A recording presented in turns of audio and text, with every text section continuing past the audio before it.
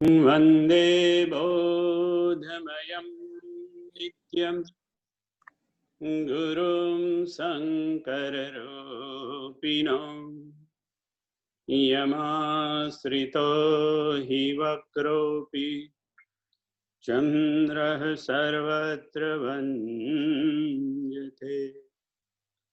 बन्धवगुरुपदकञ्ज कृपा सिन्धु नररूपहरि महामोहतम पुंज जासु बचन रवि कर निकर जासु बचन रवि कर निकर। जय सिया राम बधाने। चार प्रकारना भक्त, ज्ञानी भक्त, अर्थार्थी भक्त, आर्त भक्त અને જિજ્ઞાસુ ભક્ત, ચાર પ્રકારના ભક્તને આપણે જોઈ રહ્યા હતા ને આર્ત ભક્તની ચર્ચા આપણે ચાલતી હતી. આર્ત ભક્ત એટલે આર્ત એટલે દુખી, જે દીન છે, દુખી છે. જેવી રીતે તુલસીદાસજી દીન દુખી પોતાની જાતને કે છે મોસમ કોન કુટિલ ખલકાન, એટલે કે જે દુખી લોકો છે, આરત લોકો છે, એને આપણે આ મનવાળા ઘાટ ઉપર કે મનવાળા શિખર ઉપર ત્યાં મૂક્યા. કેમ? કારણ કે આરત ભાવ દુખી ભાવ જે છે એ મનનો ભાવ છે, બુદ્ધિ ચિત્ત કે અહંકારનો ભાવ નથી. આપણે દુખી થઈએ મનથી, આપણે કહીએ ને કે ભાઈ મનથી આપણે દુખી થઈએ, એટલે આર્ત એ મનનો ભાવ છે. એટલે મનવાળા શિખર ઉપર આર્ત, અને એ જ શિખર ઉપર તુલસીદાસજી પણ છે. એટલે તુલસીદાસજી પોતાની જાતને દીન આર્ત કહે છે. એટલે એ તુલસીદાસ વાળા ઘાટ ઉપર મનવાળા શિખર ઉપર આર્ત ભક્તને ત્યાં મૂક્યો. જિજ્ઞાસુ ભક્તને અહંકાર વાળા શિખર ઉપર મૂક્યો. તો જિજ્ઞાસુ મેં કહ્યું હતું કે આ બધી વસ્તુમાં આપણે નીચેથી ઉપર જવાનું છે ને ઉપરથી નીચે પણ જઈ શકીએ અને આડું પણ જઈ શકીએ. આડું એટલે સાઈડમાં પણ. એટલે કે ભાઈ જિજ્ઞાસુ ભક્તમાં એમનો પ્રશ્ન તો થાય કે જિજ્ઞાસુ પાર્વતી, જો જિજ્ઞાસુ ખરા જ, પાર્વતીજીએ જિજ્ઞાસા કરી કે મને હરિકથા સંભળાવો. પણ એમ કે ભરદ્વાજજી પણ જિજ્ઞાસુ હતા. ભરદ્વાજજીએ જિજ્ઞાસા કરી કે ભાઈ મને હરિકથા સંભળાવો, રામ કોણ છે તે મને કહો, એવું યાજ્ઞવલ્ક્યજીને કીધું. અને ગરુડજીએ તો કેટલી બધી જિજ્ઞાસાઓ કરી. આપણે ગઈ વખતે જોયું, પ્રતિભાઈ કહેતા હતા એ પ્રમાણે કે ભાઈ એ સંવાદ તો કેટલો બધો છે, એમાં તો કેટલી બધી જિજ્ઞાસા ભરેલી છે. તો જિજ્ઞાસામાં, અને તુલસીદાસજીએ તો બહુ જિજ્ઞાસા કરી નથી, કારણ કે મન સાથે વાતો કરે છે. એટલે સૌથી વધારે જિજ્ઞાસાઓ કરી હોય તો પાર્વતીજીએ અને ગરુડજી. તો અહીંયા આ જિજ્ઞાસા વાળું અહંકાર વાળા ઘાટ ઉપર શિખર વાળા પર પાર્વતીજીને જિજ્ઞાસુ તરીકે ખાસ એટલા માટે મૂક્યા કે જિજ્ઞાસા તો બંનેમાં, ગરુડજીમાં અને પાર્વતીજીમાં, પણ પાર્વતીજીની જિજ્ઞાસાઓ વધારે છે. એમને 9 પ્રશ્નો જે કર્યા એના પ્રશ્નના જવાબમાં આપણને રામકથા મળી. બીજું, આ જે ઘાટ છે એ અહંકારનો શિખર છે, અને શિવ ને પાર્વતીનો જ ઘાટ છે. પેલો જે ઘાટ છે એ કાગભૂસુંડી અને ગરુડનો છે. એટલે ગરુડજીને આપણે જ્ઞાની વાળા ભક્તમાં ત્યાં મૂક્યા, અને પાર્વતીજીને આપણે અહીંયા જિજ્ઞાસા વાળામાં કર્યા. અહીંયા પાછી જિજ્ઞાસા બંને જણે હરિકથાની કરી, પણ વધારે પાર્વતીજીએ હરિકથાનું કીધું. ગરુડજીને તો મોહ થયો હતો, મોહના નિવારણ માટે એમને એ કહ્યું ને એના જવાબમાં શિવજીએ કીધું કે તું જઈને હરિકથા. એમને હરિકથા માટે એની જિજ્ઞાસા નથી કરી, એમને તો પોતાના મોહ એનું દર્શાવ્યો હતો, મોહને એ કરવા માટે. એટલે અહીંયા જિજ્ઞાસા વાળા ઘાટ ઉપર ભક્ત તરીકે પાર્વતીજીને જિજ્ઞાસુ ભક્ત તરીકે ત્યાં મૂક્યા. હવે આગળના જે બે એ છે એ આપણે જોડે જોવાના છે. 4 આશ્રમની વાત છે અહીંયા, અને 4 અવસ્થાની વાત છે. 4 આશ્રમ કયા? તો કે બ્રહ્મચર્ય આશ્રમ, ગૃહસ્થાશ્રમ, વાનપ્રસ્થાશ્રમ અને સંન્યાસ આશ્રમ. અને 4 અવસ્થા પણ બાલ્ય અવસ્થા, યુવા અવસ્થા, પ્રૌઢ અવસ્થા અને વૃદ્ધા અવસ્થા. હવે જે રીતે કોઈ રીતે પણ આ 4 ક્રમમાં આવી ગયા છે. યુઝ્યુઅલી બધે ક્રમ તૂટી જાય, પણ અહીંયા ક્રમ સચવાઈ રહ્યો છે. બ્રહ્મચર્ય આશ્રમ, પછી ગૃહસ્થાશ્રમ, પછી વાનપ્રસ્થ અને પછી સંન્યાસ. એવી જ રીતે બાલ્ય અવસ્થા, યુવા અવસ્થા, પ્રૌઢ અવસ્થા અને વૃદ્ધા અવસ્થા એમ ગોઠવાઈ ગયું છે. તો આશ્રમના 4 આશ્રમોની જ્યારે રચના કરવામાં આવી હતી, તો તે વખતે લોકોની આયુ છોટુભાઈ લગભગ 100 વર્ષની હતી એવરેજ. એટલે આપણે ત્યાં એવું કહેવાય કે 25 વર્ષ બ્રહ્મચર્ય આશ્રમના, 25 ગૃહસ્થાશ્રમના, 25 વાનપ્રસ્થાશ્રમના અને 25 સંન્યાસ આશ્રમના. પણ પછી ધીરે ધીરે એક સમય એવો આવ્યો કે ઉંમર ઘટતી ગઈ, અને ઉંમર ઘટતી ગઈ તો લગભગ તમે જોજો લોકો આંકડો 80 નો લે છે, પણ બાપુએ કીધું કે 84 નો આંકડો હોય. આપણે કહીએ ને 84 ના ફેરા, એટલે 84 લાખના ફેરા તો ખરા, પણ 84 ની ઉંમરના પણ ફેરા ખરા. તો તમે કહેશો કે એવું કેવી રીતે, 84 કેવી રીતે? 84 લાખના ફેરા તો સાંભળ્યું છે, પણ 84 ની ઉંમર કેવી રીતે? તો બાપુએ કીધું કે તુલસીદાસજીએ જ્યારે રામચરિત માનસની રચના કરીને ત્યારે કીધું, સપ્ત પ્રબંધ સુભગ સોપાના જ્ઞાન નયન નીર ખત મન માના. સપ્ત પ્રબંધ સુભગ સોપાન. આ જે મેં 7 પ્રબંધની રચના કરી છે એ સુભગ છે, એટલે કે સુંદર છે. એટલે 7 સુંદર સોપાન છે. કાંડ નથી શબ્દ વાપર્યો, સોપાન. આ 7 સુંદર સોપાન છે. અને જ્ઞાનની દ્રષ્ટિથી, જ્ઞાનની આંખોથી જો જોઈએ તો તમારું મન માની જશે ને મારું પણ મન માની ગયું જો જ્ઞાનીની દ્રષ્ટિએથી જોઈએ તો. એવું કહેતા બાપુએ કીધેલું કે આ સપ્ત સોપાન જ કેમ, 7 સોપાન જ કેમ? તો એના બધા આપણે તો ઘણા બધા કારણો આપ્યા, પણ એક કારણ એવું છે છોડભાઈ કે આપણી જે આયુ છે ને એ 7 ના તબક્કામાં વહેંચાયેલી છે. આપણી આયુ 7 ના તબક્કામાં વહેંચાયેલી છે. પહેલા 7 બાળપણના, પછીના થોડાક બાળપણ જ કહેવાય, પણ મોટા એટલે જ્યાં સુધી ટીનેજર થઈએ ત્યાં સુધી, એટલે 14 થાય, પછી 21 નો તબક્કો. એવી રીતે બાપુએ તો આખું બહુ એનું મોટું ગણિત ગણાયું હતું.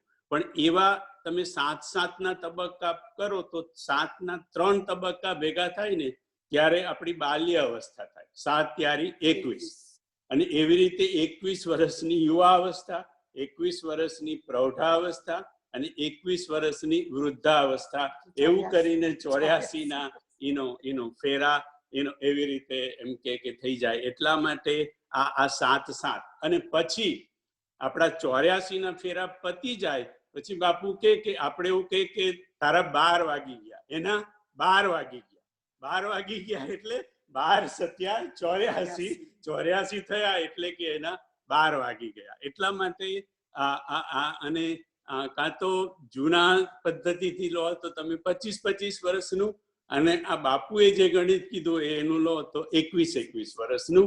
અને આ મને વધારે ગમે, કારણ કે 12 વાગે આપણા 84 ના થાય, અને 84 ના ફેરા એટલે તમારે જન્મ યાદ જ કરવાનું, એટલે 84 ના ફેરા. અને 84 લાખ યોનિમાં જન્મ લેવો એ પણ 84 ના ફેરા.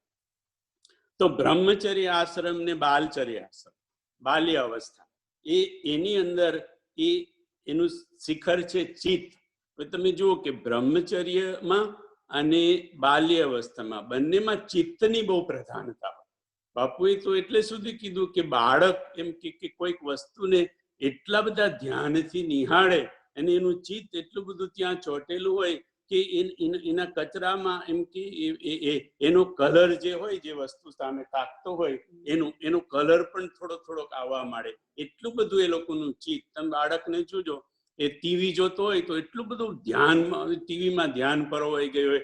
રમકડા રમતું હોય તો રમકડામાં એટલું બધું ધ્યાન પરોવાઈ ગયું હોય, છોકરાઓને તમે કેટલી બધી વાર બોલાવો ને તો હોય, પછી જરા મોટું થાય ને એટલે પછી એનું ચિત્ત જરા બે બાજુ રહે. કેવી રીતે કે મમ્મી પૂછતી હોય કે આજે શું બનાવશું, એટલે ડેડી કે પીઝા બનાવો. ઓ મમ્મી પીઝા એટલે પણ તું ક્યાંનો 4 વખત હું તને બોલાવતો હતો ત્યારે તું સાંભળતો નતો ટીવીમાં. પછી થોડું ચિત્ત ડાવાડોલ થાય. પણ એકદમ નાના હોય ત્યારે, એટલે કે બાલ્ય અવસ્થામાં અને બ્રહ્મચર્ય અવસ્થામાં ચિત્તની પ્રધાનતા હોય અને એમાં ચિત્તનું બહુ ધ્યાન રાખવાનું હોય. એટલે આ ધ્યાનનું શિખર છે, આ ચિત્તનું શિખર છે. એટલે બ્રહ્મચર્ય અને બાલ્ય અવસ્થાની અંદર ભણવામાં પણ કે તારું ચિત્ત ક્યાં છે, ભણને એટલે એમ કે એમાં પણ આપણે ચિત્તનું કે તારા ધ્યાન રાખ, ભણવામાં ધ્યાન રાખ, ભણવામાં ચિત્ત રાખ. એટલે એ બાલ્ય અવસ્થામાં ચિત્તની પ્રધાનતા હોય, એટલે ચિત્તના શિખર ઉપર.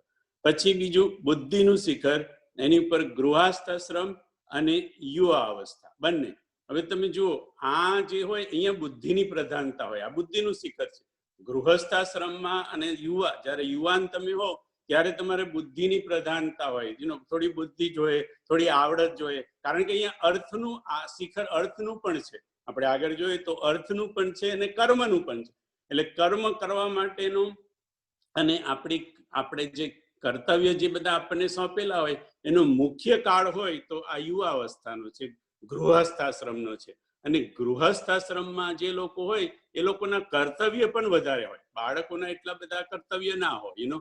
બુઢા થઈ જાવ, પ્રૌઢ થઈ જાવ તો પણ કર્તવ્ય થોડા ઓછા થઈ જાય. સૌથી વધારે કર્મ એ યુવા અવસ્થામાં અને ગૃહસ્થાશ્રમમાં કરવાના હોય. બીજું, આના દેવતા છે બુદ્ધ, બ્રહ્મા, અને બ્રહ્માનું એક નામ છે વિધિ. એટલે વિધિ, જે બધા વિધિ કરવાના હોય એ બધા વિધિ યુવા અવસ્થામાં ને ગૃહસ્થાશ્રમમાં રીત રિવાજો જેને કે ને એને વિધિ કે. એ રીત રિવાજો બધા જો સાચવવાના હોય તો ગૃહસ્થાશ્રમમાં જ બધા, અને એમાંય ગૃહિણી જે હોય એ બધા એ રીત રિવાજો બધા બહુ સાચવે. એટલે એ પ્રમાણે પણ, અને અર્થ કમાવાનું એ પ્રમાણે પણ કર્મ કરવાનું. એટલે કર્મ પ્રમાણે બુદ્ધિની પ્રધાનતા, આ બુદ્ધિનું પણ શિખર છે. એટલા માટે આ ગૃહસ્થાશ્રમ અને યુવા અવસ્થા એ બુદ્ધિવાળા શિખર પર મૂક્યું. પછી આગળ મનવાળું શિખર. મનવાળા શિખર પર વાનપ્રસ્થાશ્રમ અને પ્રૌઢ અવસ્થા. વાનપ્રસ્થાશ્રમ એટલે કે 51 પછીનો જે 51 થી 75 નો સમય કહો આપણે, આશ્રમની વ્યવસ્થા પ્રમાણે લઈએ તો બેખાનસ સોઈ સોચે જોગુ તપ બિહાઈ જેહી ભાવઈ ભોગુ. બેખાનસ સોઈ સોચે જોગુ તપ બિહાઈ જેહી ભાવઈ ભોગુ. ત્યારે દશરથ રાજાનું મૃત્યુ થાય છે અને ભરતજી નૈનીસાલથી આવે છે. ત્યારે પછી વશિષ્ઠજી એને સમજાવે છે કે ભાઈ તું તારા પિતાજીનો શોક ન કર. પિતાજી શોક કરવાને યોગ્ય હતા નહીં, પણ શોક કોનો કરવો જોઈએ એની અંદર કીધું કે બેખાનસ સોઈ સોચે જોગુ તપ બિહાઈ જેહી ભાવઈ ભોગુ. બૈખાનસ એટલે જેને વાનપ્રસ્થમાં પ્રવેશ કરેલો છે એને બૈખાનસ કહેવાય. એટલે જે 51 ઉપરના થઈ ગયા અને એ જે લોકો હરિનું ભજન નથી કરતા અને ભોગમાં પડેલા રહે છે, બૈખાનસ સોઈ સોચે જોગુ તપ બિહાઈ, તપને છોડી, ભગવાનનું નામ છોડી અને તપ બિહાઈ જેહી ભાવઈ ભોગુ, ભોગમાં જે પડી રહે છે એવા લોકોનો શોક કરવો જોઈએ. અને આ જે શિખર છે એ મનનું શિખર છે, બરાબર. એટલે મન પણ એવું છે કે આ પ્રૌઢ અવસ્થા થાય ને ત્યારે આપણું મન આપણને બહુ પજે.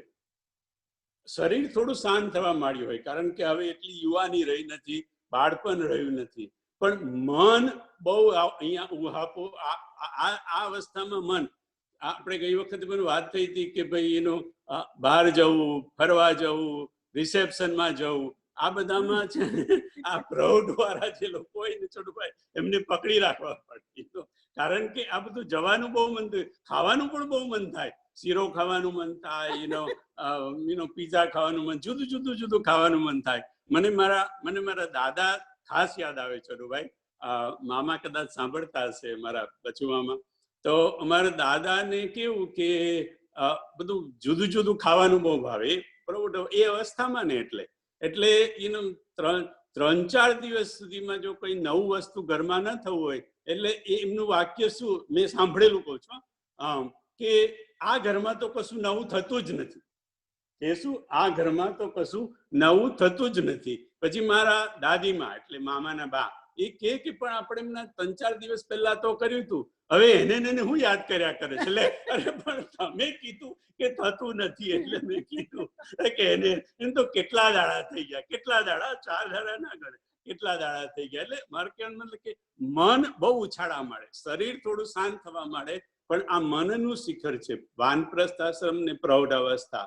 એટલે મન બધા એનો બહુ ઉછાળા મળે. અને ભોગ એ વખતે બધા બહુ ગમે. શરીર તો ભોગ જેવું રહ્યું ન હોય, પણ તો પણ કારણ કે આ કામનાનું પણ શિખર છે. આપણે જોયું ને કે આંબ છાહકર માનસ પૂજા, અને એનો ત્યાં આંબો એટલે કામ, એનો આંબો એટલે આંબો, અને એનું કામ પ્રધાન છે આંબો, એટલે અહીંયા કામનાઓ એનો પ્રધાનમાં આવે. બીજું એને આવી રીતે પણ લઈ શકાય કે પહેલાના લોકો જ્યારે પ્રૌઢ અવસ્થામાં પહોંચતા ત્યારે એ લોકો પૂજા કરતા. કેવી રીતે પૂજા? અહીંયા આંબ છાહકર માનસ પૂજા, અને પૂજા અને સેવા સાથે શબ્દ વપરાય છે. તો બાપુએ કીધું કે લોકો સેવા કરતા. સેવા કેવી રીતે કરતા? કે જે ક્ષેત્રમાં એ લોકોએ આખી જિંદગી કામ કર્યું હોય એ ક્ષેત્રનું બીજા લોકોને એ લોકો ફ્રી શીખવતા, મફત શીખવતા. સુથારી કામ વાળો હોય સુથારી શીખવાડે, લુહારી કામ હોય લુહારી શીખવાડે. એવી રીતે જે હોય એ રીતે પોતાની સેવા પૂજા કરતા. કારણ કે આ શિખર મનનું સેવા પૂજાનું છે. ત્યાં કાગભૂસુંડીજી આંબ છાહકર માનસ પૂજા. બીજું કે આમાં આપણું શરીર થોડું શાંત થવા માંડ્યું હોય, છતાં પણ થોડીક પૂજા આપણાથી થાય. કેવી રીતે? કે ભાઈ તીર્થમાં જવું, અથવા તીર્થમાં ના જવા હોય તો એમ કે મંદિરમાં જવું. આવી રીતે જે કંઈ જે બધા ભક્તિના કાર્યો હોય, ધર્મના કાર્યો હોય, તો પૂજા તો તીર્થમાં થાય ને કે મંદિરમાં થાય. એટલે બધે થાય, પણ એનું મહત્વ વધારે તીર્થમાં હોય, મંદિરમાં હોય. એટલે એ અર્થમાં પણ આ અવસ્થાની અંદર પૂજા આપણે વધારે થઈ શકે. બીજું કે કશું ન થાય તો બાપુએ કીધું કે આ મનનું શિખર છે, તો આપણે મનથી બધાની સેવા કરવાની. કે જેવી રીતે ઉત્તરકાંડમાં અહીંયા કીધું છે ને, કલી કર એક પુનિત પ્રતાપા માનસ પુણ્ય હોઈ નહીં પાપા. કલી કર એક પુનિત પ્રતાપા માનસ પુણ્ય હોઈ નહીં પાપા. એટલે આ કળિયુગનો એક આપણી પર બહુ મોટો ઉપકાર છે કે કળિયુગમાં મનથી આપણે ઘરે બેઠા બેઠા જે પુણ્ય કરીએ એ માનસ પુણ્ય ગણાય, પણ માનસ પાપ ન ગણાય આપણાથી. જો પાપ તો બાપુએ કીધું કે આ ઉંમરમાં આપણાથી બહુ બહાર ન જવાય. શરૂઆતમાં તો જવાય, પણ આ તો છેવટને તરફ જ્યારે આપણે સંન્યાસ આશ્રમ જવાની વાત આવી ત્યાં એ વખતે તો મનથી બધાનું વિચારવાનું કે ભાઈ આનું ભલું થજો, આનું ભલું થજો, આનું ભલું થજો. પછી ભલે કદાચ તમે બધાનું ના કરી શકતા હોય તો તમારા ફેમિલી પૂરતું, તમારા કુટુંબ પૂરતું. બાપુ એક વખતે કીધું કે તમે બધા લહેર કરો, તમે બધા લહેર કરો. કમાવા માટે હું એકલો બેઠો છું. કમાવાનું એટલે બાપુએ કીધું પૈસા નહીં, પૈસા તમારા લોકો પાસે બધા બહુ છે કે પણ પુણ્ય કમાવા માટે હું બેઠો છું. તો ઘરના વડીલ જે પ્રૌઢાવસ્થામાં પહોંચી ગયા હોય છોટુભાઈ, એમને જે બધા બીજી છોકરાઓ તો બધા બીજી હોય ને, એનો તમારે હિરેન બીજી હોય, મારે આનંદ નંબર બીજો હોય, એ લોકોને આપણે થોડું કહેવાય તમે સત્સંગમાં આવો તો એમના માટે આપણે કમાઈ લેવાનું એટલે બાપુએ કીધું કે ભાઈ તમે બધા લહેર કરો, કમાવા વાળો હું બેઠો છું. દરેક ઘરમાં પ્રૌઢમાં જે હોય એટલે ગમે તે વાનપ્રસ્થમાં 51માં પ્રવેશી ગયા એ બધાની વાત છે, 51+. એને કહેવાનું કે ભાઈ તમે બધા લહેર કરો, હું એમ કે તમારા માટે પુણ્ય કમાવા માટે હું એકલો બેઠો છું. અને નુકસાન તો કઈ છે નહીં, કારણ કે પુણ્ય કમાવા માટે તમારે માળા કરવી પડશે, જાપ કરવા પડશે, ગમે તે સત્સંગ કરવો પડશે, કંઈક વાંચવું પડશે, રામાયણ ગીતા, તો આપણને ફાયદો છે. અને આપણને જે પુણ્ય મળે એ થોડુંક આપણા પરિવારને પણ એમ કે વહેંચાય એટલા માટે. તો વાનપ્રસ્થ અને એમ કે પ્રૌઢ અવસ્થા, એમાં તીર્થયાત્રા પણ મેં કીધું એમ કે એ આવી જાય. હવે ચોથો આશ્રમ છે સંન્યાસ આશ્રમ અને વૃદ્ધાવસ્થા. એ અહંકાર વાળા શિખર પર મૂક્યો છે. વિચાર થાય કે સંન્યાસ આશ્રમ અને વૃદ્ધાવસ્થા અને અહંકારના શિખર પર એ કેવી રીતે? તો કે આ એટલા માટે કે આ સંન્યાસ, જે સંન્યાસીઓ જે છે અને જે વૃદ્ધ લોકો થયા છે, એમને હવે અહંકારના શિખર ઉપર બેસવાનું છે. અહંકારને વધારવાનું નથી, અહંકારને ત્યાં એ શિખર પર બેસીને દબાવવાનું છે. સંન્યાસીઓ તો દબાવેલો જ હોય, પણ વૃદ્ધાવસ્થામાં પણ કે ભાઈ તારે અહંકાર કરવા જેવું છે શું? તારી પાસે પહેલા બધી કળા હતી, આ હતી, તે હતું, યુવા અવસ્થામાં તે કરી લીધું, પ્રૌઢ અવસ્થામાં એ ન કરવું જોઈએ પણ થોડું કરી લીધું, હવે તો વૃદ્ધાવસ્થામાં આવ્યો, હવે તું અહંકારને તું દબાવ થોડો, અહંકારને તું ઓછો કર. એટલે અહંકાર ઓછો કરવા માટેના આ શિખર પર ત્યાં બેસાડ્યા છે. બીજું, આ શિખર પર એટલા માટે કે અહંકારના દેવતા કોણ છે? તો કે શિવજી. અને શિવજીને પાર્વતી જોયું કે આપણે આ શિખર ઉપર શિવજીને પાર્વતી છે, એટલા માટે પણ એમ કે તેમાં. બીજું, વૃદ્ધાવસ્થા પછી આપણે કઈ દિશામાં જવાનું? વૃદ્ધાવસ્થા પછી આપણે આ 4 દિશા કઈ ને, ઉત્તર, દક્ષિણ, પૂર્વ અને પશ્ચિમ. એ 4 દિશામાંથી કઈ દિશામાં? વૃદ્ધાવસ્થા પછી દક્ષિણી દિશામાં જવાનું. એહી બીધી સોદ છીન દિશી જાઈ, લંકા મન હું વિભીષણ પાઈ. એટલે આ વૃદ્ધાવસ્થા દક્ષિણ વાળી દિશા છે, મૃત્યુ વાળી દિશા છે. કારણ કે અહીંયા મૃત્યુના દેવતા જે શિવજી, કોણ છે આ દેવતા?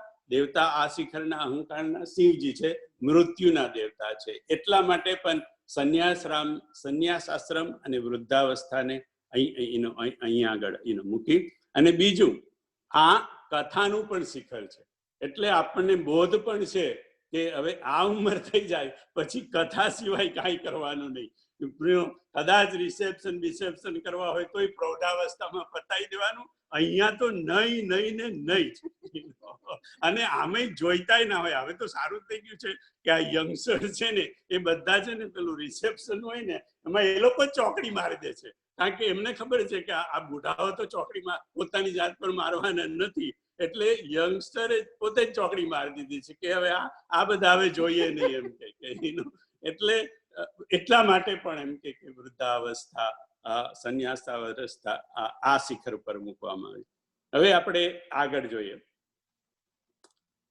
આગળની જે ચર્ચા આપણે કરવાની છે એ થોડીક અઘરી છે, એટલે માફ કરજો, પણ જેટલું સહેલું મારાથી થશે કે જેટલું મને આવડે છે એમાંથી જેટલું સહેલું થશે એટલું કરવાની હું કોશિશ કરીશ. પણ થોડુંક અઘરું છે. અને અહીં પાછળની થોડીક કથા પણ છે. અમારી નરેશભાઈની કથા હતી જોડિયામાં, અને બાપુના ઉતારે નરેશભાઈ, હું ને બધું ફેમિલીના થોડાક માણસો ત્યાં બેઠેલા હતા. અને બાપુને એકદમ બધું શાંત વાતાવરણ, તો બહુ માણસો નતા. એટલે મને થયું ચાલો હવે મોકો છે, પેલી માં કહેતી હતી એવી કે આજે મોકો છે તો પૂછી લઈએ, ગોપાલ આજ મોકા હે કે છે. તો મેં કીધું બાપુ આ બાલકાંડમાં રામ અને બધાના ચારે ભાઈઓના લગ્ન થાય છે તે વખતે એક ચોપાઈ છે, દોહો અને એ છે, સુંદરી સુંદર બરન સહ સબ એક મંડપ રાજહી, જનુ જીવ ઉર ચારી અવસ્થા વિભુન સહિત બિરાજહી, મુદિત અવધપતિ સકલ સુત બધુન સમેત નિહારી, જનુ પાએ મહિપાલ મની ક્રિયન સહિત ફલચારી. એટલે મેં કીધું કે બાપુ આ ચાર અવસ્થા એના ચાર વિભુ ઈશ્વર એટલે આપણે તમે રામચરિતમાનસમાં જુઓ તો ચાર અવસ્થાના નામ અને ચાર વિભુના નામ ત્યાં લખેલા છે, પણ કઈ અવસ્થા માટે કયો વિભુ એટલે કયો ઈશ્વર, વિભુ એટલે ઈશ્વર, કઈ અવસ્થા માટે કયો વિભુ અને આજે ક્રિયન સહિત ફલચારી, અમે કીધું કે ચાર ક્રિયાઓ સાથે ચાર ફળ, તો ચાર ક્રિયા કઈ અને ચાર ફળ કયા, અને કઈ ક્રિયા માટે કયું ફળ હોય એ એમ કે બાપુ સમજાતું નથી. થોડુંક ભાષાંતરમાં લખેલું હોય, પણ કોને શું લગાડવાનું એ ખબર પડતી નથી. એટલે બાપુએ થોડુંક ટૂંકમાં કીધું ત્યાં, અને બીજે દિવસની કથામાં થોડુંક વિસ્તારપૂર્વક પણ કીધું, પણ પછી બહુ વિસ્તાર એટલે લગભગ અડધો પોણો કલાક જેવું બોલ્યા, પછી કે આખી કથાનો વિષય છે એવું કરીને છોડી દીધું, કારણ કે આ કથામાં એટલે પ્રસંગ એવો છે કે ચારે ભાઈઓના લગ્ન થઈ રહ્યા છે, રામજીનું થઈ ગયું, પછી બીજા 3 ભાઈઓને, પણ એ બધાને એક મંડપમાં, મંડપ છોડવા એક હતો મોટો, અને 4 વેદિકાઓ બનાવેલી, અને 4 ભાઈઓને રામજીના તો થઈ ગયા, પછી 3 ભાઈઓના ત્યાં લગ્ન થયા, અને એ દશરથ રાજા જુએ છે અને એટલા બધા આનંદિત છે, કારણ કે આજે 4 દીકરાઓના વિવાહ થાય છે, અને આટલી સરસ સુંદર દીકરીઓ પ્રાપ્ત થઈ છે, એટલે કે મુદિત અવધપતિ સકલ સુત બધુન સમેત નિહારી, જનુ પાએ મહિપાલ મની ક્રિયન સહિત ફલચારી. એટલે એમને એટલા બધા દશરથ રાજા ખુશ છે કે એમને જાણે એમ કે ક્રિયન સહિત 4 ક્રિયાઓ સાથે એના ફળ, 4 ફળ જાણે મળી ગયા હોય એવું એમને લાગ્યું, અને સાથે સાથે એવું લાગ્યું કે જનુ જીવ ઉર ચારીવ અવસ્થા વિભુન સહિત બિરાજે. એ મંડપમાં જે 4 દીકરીઓ અને 4 દીકરાઓ જે લગ્નમાં બેઠા છે, એની તુલસીદાસજીએ દશરથ રાજાના હૃદય જીવ ઉર સાથે સરખાવ્યા, એટલે હૃદયની અંદર 4 ભાગ હોય, બરાબર, હૃદયના 4 ભાગ હોય.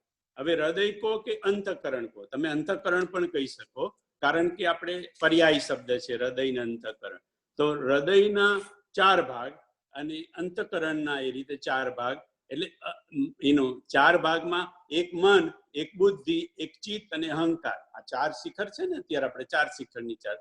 તો મારો પ્રશ્ન એ હતો કે ભાઈ કયા ખાનામાં કોને આપણે મૂકવાના, કારણ કે તમને રામચરિતમાનસમાં તમને એ નહીં મળે કે ક્યાં આગળ કોને મૂકવાનું એવું, અને આ 4 અવસ્થા તો ત્યાં લખેલી છે, મોટા ભાગના રામાયણમાં જેમાં અર્થવાળા છે ને એની અંદર, કે આ 4 અવસ્થા છે, અને એના એમ કે 4 વિભુ એટલે 4 ઈશ્વર છે એના, એ છે. એટલે કે દશરથ રાજાના હૃદયમાં કે અંતઃકરણમાં આ જે મંડપ હતો, જે મંડપ છે એને ઉપમા આપી દશરથ રાજાના હૃદય, મંડપ એટલે દશરથ રાજાનું હૃદય, અને એની પર જે 4 વેદિકા બનાવી છે એ જાણે એમના અંતઃકરણના 4 વિભાગ, મન, બુદ્ધિ, ચિત્ત અને અહંકાર, અને એની અંદર આ 4 મૂર્તિઓ જે છે દીકરા દીકરી, એ 4 જગ્યાએ ત્યાં જાણે એમના હૃદયની અંદર જાણે બેઠા હોય એવી મૂર્તિ એક તુલસીદાસજીએ ઊભી કરી.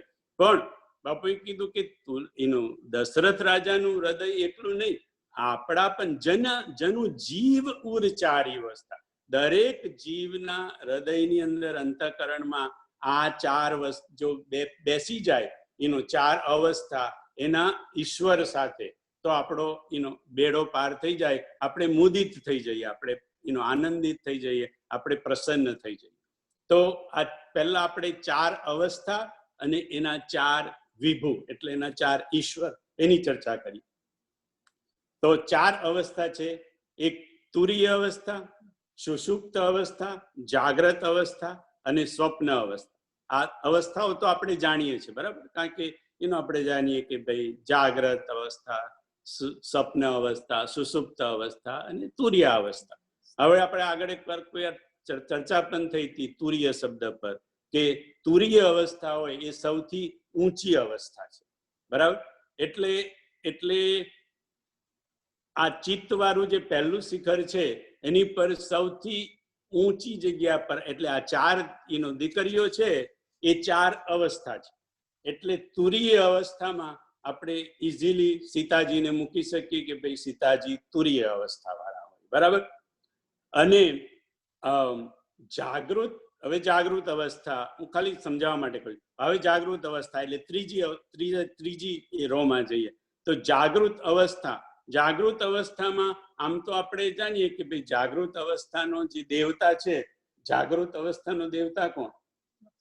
લક્ષ્મણ. હા, લક્ષ્મણજી, રાઈટ, જે જાગૃત છે, 14 વર્ષ સુધી જાગતા રહ્યા છે. એટલે એના વિભુ, એના ઈશ્વર લક્ષ્મણ છે.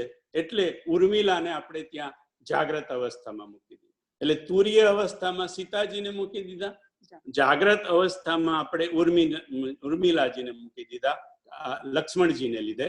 એટલે હવે બે બાકી રહ્યા, સુષુપ્ત અવસ્થા બાકી રહી અને સ્વપ્ન અવસ્થા બાકી રહી. એટલે રામચરિતમાનસમાં આ સુષુપ્ત અવસ્થા અને સ્વપ્ન અવસ્થા થોડીક મિક્સ આપેલી છે, પણ કથા પ્રમાણે જે મેં સાંભળ્યું એ પ્રમાણે સુષુપ્ત અવસ્થા એટલે સુષુપ્ત અવસ્થા કેવી કે જાગતાય નથી ને સુતાય નથી. સુષુપ્ત એટલે એમ કે બે બાજુની દશા છે, આમ થોડી છે ને આમ દશા છે. એટલે એને શ્રુતિ કીર્તિ મૂકી, જેનું બે ડબલ નામ છે, શ્રુતિ નામ છે ને કીર્તિ એ નામ છે. એટલે શ્રુતિ કીર્તિ એ સુષુપ્ત અવસ્થામાં મૂકી અને માંડવીજીને સ્વપ્ન અવસ્થામાં મૂક્યા. હવે એમના વિભુની ચર્ચા કરીએ. એટલે એમના ઈશ્વર કોણ? તો કે ભાઈ સીતાજીના એમ કે ઈશ્વર તો રામ જ હોય, પણ અહીંયા વિભુ જે શબ્દ વાપર્યો એ વિભુ ના જે શાસ્ત્રીય જે નામ છે એ ચાર નામ છે, જરા અઘરા છે, પણ જસ્ટ બેર વિથ મી. અને મેં છે ને આઈ થિંક રામ એ બ્રહ્મ એટલું જ લખેલું છે, મને લાગે. બીજું મારું લખવાનું એનું રહી ગયું હતું, કારણ કે I wanted to make sure Shatrughnaji અને ભરતજી વચ્ચે, એટલા માટે. તો રામ એ તો બ્રહ્મ, એટલે જે ચાર વિભુ છે એ વિભુના નામ છે, શાસ્ત્રીય નામ છે બ્રહ્મ, તેજસ, વિશ્વ અને પ્રાજ્ઞ. બ્રહ્મ, તેજસ, બીજું નામ તેજસ, ત્રીજું પ્રાજ્ઞ અને ચોથું વિશ્વ. આ ચાર અવસ્થાના, આજે ચાર અવસ્થા આપણે કીધી ને, તુરીય અવસ્થા, સુષુપ્ત અવસ્થા, જાગ્રત અવસ્થા અને સ્વપ્ન અવસ્થા. તો આ ચાર અવસ્થાના જે ઈશ્વર છે એનું નામ છે બ્રહ્મ, તેજસ, વિશ્વ અને પ્રાજ્ઞ. તો બ્રહ્મ જે એ છે એ રામજી છે. રામ બ્રહ્મ પરમારથ રૂપા. એ તો બહુ સહેલું, આપણે રામને તો ત્યાં મૂકી શકીએ. બ્રહ્મમાં ચાર શબ્દ મેં કીધા ને, બ્રહ્મ, તેજસ, વિશ્વ અને પ્રાજ્ઞ. તો બ્રહ્મ આપણે રામને, રામ બ્રહ્મ પરમારથ રૂપા. હવે આપણે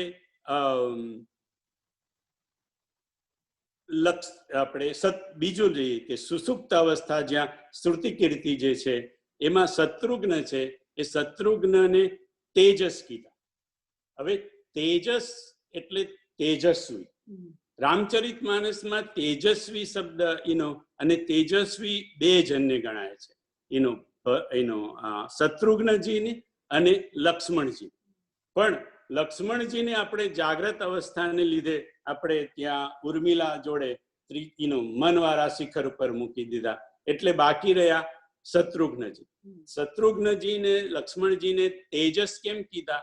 કે તેજ બીનું નહીં રૂપ ગોસાઈ, રૂપ માટે તેજની જરૂર પડે, અને આ લોકોનું રૂપ બહુ હતું કારણ કે ગૌર હતા. હવે તમે કહેશો કે રૂપ તો રામજીનું રૂપ તો ખરું, પણ રામજી તો રામ છે એટલા માટે, બાકી શ્યામ કલર ને આપણે રૂપ માટે નથી ઓળખતા. જ્યાં જ્યાં પણ રૂપની વાત આવે ત્યાં ગૌર શરીરની વાત આવે. રામજી અને કૃષ્ણ એ બે શરીર જુદા છે. તમે જોજો ક્યારેય તમને ભરતજીની જોડે રૂપની ચર્ચા નહીં આવે, કારણ કે ભરતજીનો કલર તો સેમ જ હતો, પણ એમ કે રૂપની જ્યાં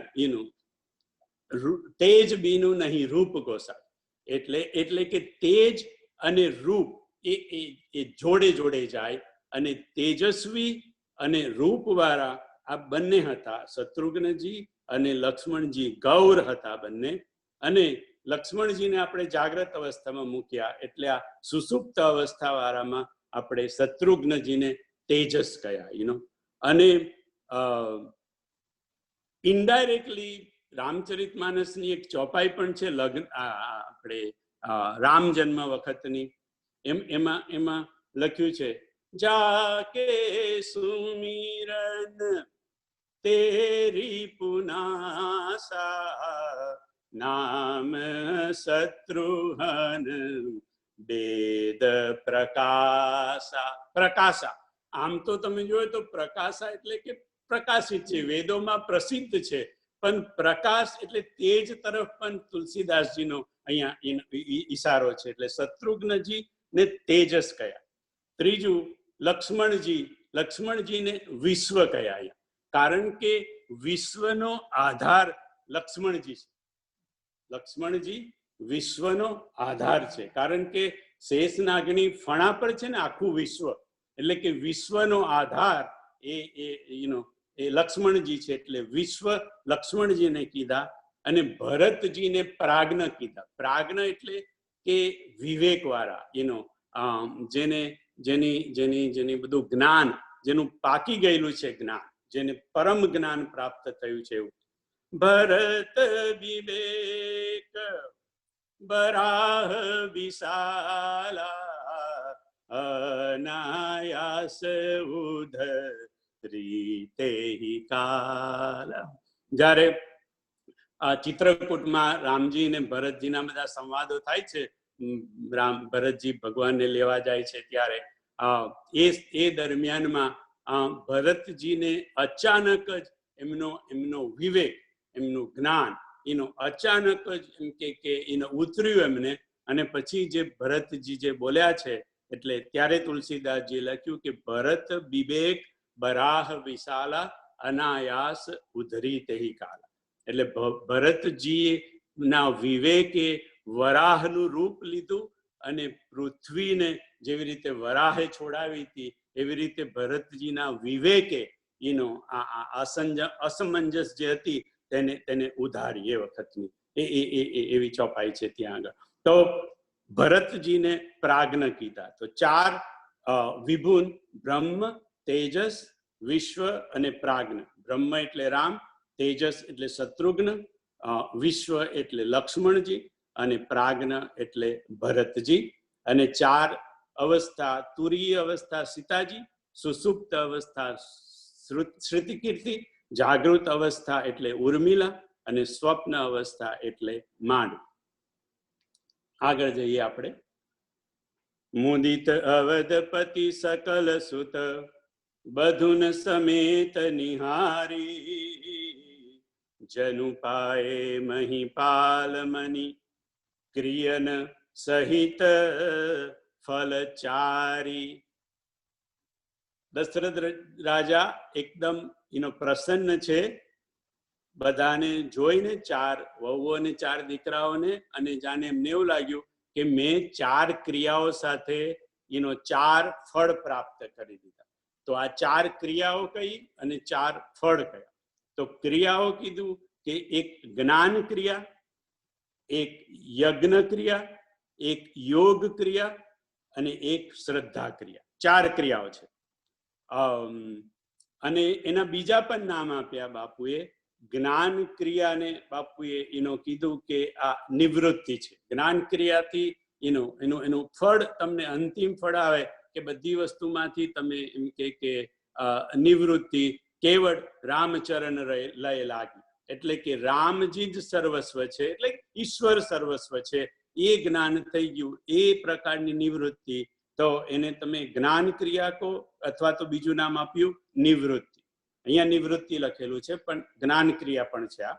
અને બીજી પ્રવૃત્તિ છે, બીજી ક્રિયા છે પ્રવૃત્તિ ક્રિયા. પ્રવૃત્તિ ક્રિયા એટલે યજ્ઞ ક્રિયા. યજ્ઞમાં પ્રવૃત્તિ હોય, યજ્ઞમાં એનો કર્મ હોય, એટલે પ્રવૃત્તિ વાળું જે છે તે યજ્ઞ ક્રિયા છે. પછી ત્રીજી રતિ ક્રિયા. રતિ ક્રિયામાં રતિમાં યોગ થાય, જોડાય, એટલે એ યોગ ક્રિયા છે. યોગમાં એટલે જોડાવ, એમાં બે દિલ જોડાય, બે મન જોડાય, એ રીતે એ રતિ ક્રિયા. અને ચોથી ક્રિયા છે શ્રદ્ધા ક્રિયા, જે આપણે બાપુએ શ્રદ્ધા જ શબ્દ રાખ્યો એના માટે. તો 4 ક્રિયાઓ: જ્ઞાન ક્રિયા એટલે નિવૃત્તિ, પ્રવૃત્તિ ક્રિયા એટલે યજ્ઞ ક્રિયા, રતિ ક્રિયા એટલે યોગ ક્રિયા, અને શ્રદ્ધા ક્રિયા એટલે શ્રદ્ધા ક્રિયા રાખ્યું એમ. અને એના ફળ કીધા કે ભાઈ નિવૃત્તિનું ફળ શું, કે જ્ઞાનનું ફળ શું? તો કે જ્ઞાનનું ફળ છે મોક્ષ. જ્ઞાનનું ફળ છોટુભાઈ મોક્ષ. ધર્મ તે બિરતિ જોગત જ્ઞાન, ધર્મ તે બિરતિ જોગત જ્ઞાન, જ્ઞાન મોક્ષ પ્રદ વેદ બખાન. જ્ઞાન મોક્ષ પ્રદ એટલે કે જ્ઞાન ક્રિયા જે છે એનું ફળ શું? તો કે મોક્ષ. જ્ઞાન એ મોક્ષ આપે. જ્ઞાન મોક્ષ ભેદ બખાન. અને હવે તમે તો નહીં પ્રશ્ન કરો, બાપુ કે છે કે પણ એવી રીતે પણ એમ કે જ્ઞાન મોક્ષ આપે તો ભક્તિ મોક્ષ ના આપે. અહીંયા તો કીધું કે ભાઈ ધર્મ તે બિરતિ જોગ તે જ્ઞાન, જ્ઞાન મોક્ષ પ્રદ વેદ બખાના. વેદ કીધું કે ભાઈ જ્ઞાન મોક્ષ આપે. પણ આ બોલેલું છે કોણ? તો કે રામજી લક્ષ્મણજીને 5 પ્રશ્નોના જવાબ પંચવટીમાં આપી રહ્યા છે. લક્ષ્મણજીએ પૂછ્યું, ભગવાન મને 5 પ્રશ્નોના જવાબ આપો. અને એ 5 પ્રશ્નોના જવાબમાં રામજી લક્ષ્મણજીને કહી રહ્યા છે કે હે ભાઈ, ધર્મ તે બિરતિ, જોગ તે જ્ઞાન, અને જ્ઞાન મોક્ષ પ્રદ વેદ વખાના. વેદ આવું કે છે કે જ્ઞાનનું ફળ મોક્ષ હોય, જ્ઞાન ક્રિયાનું ફળ મોક્ષ હોય. પણ મોટે સંત અધિક કરી લેખા. ભગવાન પાછા જાતે જ કહે છે સબરીને કે ભાઈ આ બધી વાત તો બરાબર, હું કહું એ તે બરાબર, પણ મારાથી મારો સંત હોય ને તે એમ કે એની વધારે અધિક. અને એ સંતની ચર્ચા આપણે અત્યારે કરી રહ્યા છે. કાગભૂષુંડીજીની. એ કાગભૂષુંડીજીને ગરુડજીએ પ્રશ્ન પૂછ્યો કે ભાઈ તમે એમ કે આ ભગવાને તમને એમ કે જ્ઞાન આપ્યું, પણ તમે જ્ઞાનનો એટલો બધો આદર કર્યો નહીં. તમે ભક્તિની પર જે રાખ્યું. લોમસ મુનિએ પણ તમને જ્ઞાન, અને તમે જ્ઞાનને એટલો આદર આપ્યો નહીં. જ્ઞાન તો મોક્ષ આપે, અને તમે એમ કે એવા મોક્ષદાયક જ્ઞાનને તમે સાઈડમાં રાખી અને ભક્તિની હઠ તમે કેમ રાખી? એમ કે તો આ તો સંત છે, રાઈટ, જે ભગવાન કરતા ઉપર છે. એટલે કીધું કે ભાઈ જો બંને જણ એમ કે ઉભય હરહી ભવ સંભવ ખેદા, ભગતિ જ્ઞાન નહીં કછુ ભેદા, ઉભય હરિ ભવ સંભવ ખેદા. ભક્તિ ને જ્ઞાનમાં કોઈ તફાવત નથી. ઉભય એટલે બંને હરિ, બંને હરે, સોને સંભવ ખેદા એટલે ભવ સંભવ ખેદા એટલે આ બધું જે આપણું ભવ સંભવ જે કંઈ ઉત્પન્ન થયું હોય એ બધાને મટાડી અને આપણને મોક્ષ આપે. એટલે કે જ્ઞાન પણ મોક્ષ આપે અને ભક્તિ પણ મોક્ષ આપે. સંત કાગભૂષણજી ગરુડજીને કહી રહ્યા છે કે બંને આપે. તો બંને આપે તો પછી ઉભય હરિ ભવ સંભવ ખેદા. તો પછી તમે એમ કે જ્ઞાનને કેમ એટલો આદર આપ્યો નહીં, ભક્તિને કેમ એનો આદર આપ્યો? એટલે કાગભૂષણજી કહે છે કે ભાઈ જો કે જ્ઞાન મોક્ષ આપે એ તો બરાબર છે. રામજીએ પણ કીધું કે જ્ઞાન એનો મોક્ષ આપે. એનો વેદ વખાના, વેદ પણ કીધું કે જ્ઞાન મોક્ષ આપે, જ્ઞાન મોક્ષપ્રદ. પણ જ્ઞાન મોક્ષ આપે, પણ આ ભક્તિ એવી છે ભાઈ કે જ્ઞાન એનો મુક્તિ જે મોક્ષને રહેવાનું કોઈ સ્થાન હોય તો એ ભક્તિ છે. કારણ કે એમ કે જેવી રીતે જીમી થલ બીનું જલ રહી ન શકાય, જીમી થલ બીનું જલ રહી ન શકાય, તથા મોક્ષ સુનું ભૂલી ગયો છેલ્લું એનો પણ એવું કીધું કે જેમ થલ વગર કોઈ થલ વગર જલ રહી શકતું નથી. જળને રહેવા માટે આકાશમાં જતું હોય તો વાદળ જોઈએ, એનું પૃથ્વી પર આવે તો એનું પૃથ્વી જોઈએ, જમીન જોઈએ, ઘરમાં હોય તો કોઈ વાસણ જોઈએ, પણ કોઈ પણ એનો સપોર્ટ વગર જળ રહી ના શકે. જળને રહેવા માટે કોઈક થલ જોઈએ, કોઈક વસ્તુ જોઈએ, કઈ આધાર જોઈએ. એવી જ રીતે એમ કે આ મુક્તિ છે ને એ મુક્તિ મળી તો જાય પણ મુક્તિને રહેવા માટે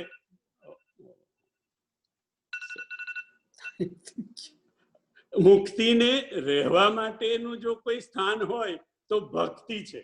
અને ભક્તિને છોડીને રહી નથી શકતી. એટલે જ્ઞાન તો આપણે પ્રાપ્ત કરીએ, કેટલી બધી માથાકૂટ કરીએ તો પાછું મોક્ષ મળે ના મળે ને પાછું ભાગીએ જાય મોક્ષ કદાચ. પણ ભક્તિ વગર તો એ રહી જ ના શકે. એ તો એનું સંગરવાનું, એનું રહેવાનું સ્થાન છે. એટલા માટે મેં ભક્તિને વધારે આદર આપ્યો. બાકી મને ખબર છે કે જ્ઞાન ભગતિ નહીં કછું વેદા, ઉભય એટલે બંને હરહિ ભવ સંભવ. ભવ સંભવ ખેદ એ બંને હરે અને બંને મોક્ષ આપે. પણ એક ના વગર મોક્ષ રહી શકે, જ્ઞાન વગર મોક્ષ રહી શકે. જ્ઞાનને મોક્ષની જરૂર પડે પણ મોક્ષને ભક્તિની જરૂર પડે. એટલા માટે મેં ભક્તિનું માંગ્યું. તો હવે આ ક્રિયા, 4 ક્રિયા અને 4 ફળ આપણે આવતા એમાં જોઈશું. આજે I think we have couple of speakers also today. सो आज इतनी ही हरि कथा, आगे की गुरुवार को जय सिया राम।